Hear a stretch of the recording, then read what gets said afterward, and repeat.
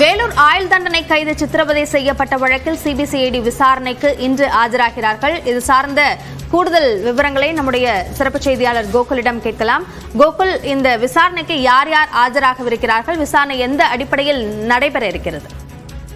வேலூர் சிறையில் ஆயுள் தண்டனை கைது சித்திரவதை செய்யப்பட்ட வழக்கு தொடர்பாக சிபிசிஐடி போலீசார் விசாரணையை தீவிரப்படுத்தியிருக்காங்க. குறிப்பாக சிறைத்துறை டிஐஜியாக இருந்த ராஜலட்சுமி உள்ளிட்ட 14 பேர் மீது சிபிசிஐடி போலீசார் வழக்கு பதிவு செய்த நிலையில் இதில் விசாரணைக்கு ஆஜராக சிலருக்கு சம்மன் அனுப்பப்பட்டது. அந்த அடிப்படையில் ஜெயிலர் உள்ளிட்ட சிறை காவலர்கள் இன்றைய தினம் விசாரணைக்கு சிபிசிஐடி அலுவலகத்தில் காலை 11 மணிக்கு ஆஜராக உள்ளதாக தகவல் வெளியாகிறது.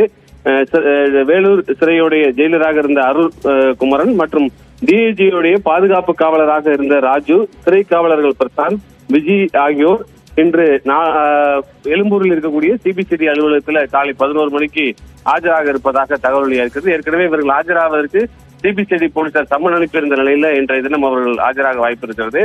குறிப்பாக அந்த ஆயுள் தண்டனை கைதியை சிறையில் வைத்து கொடுமைப்படுத்தி சித்திரவதை செய்ததாக அவருடைய தாயார் உயர்நீதிமன்றத்தில் வழக்கு தொடுத்திருந்த நிலையில உயர்நீதிமன்ற உத்தரவின் அடிப்படையில் சிபிசிஐடி போலீசார் டிஐஜி உள்ளிட்ட 14 பேர் மீது வழக்கு பதிவு செய்து தற்பொழுது விசாரணையை தீவிரப்படுத்தியிருக்காங்க.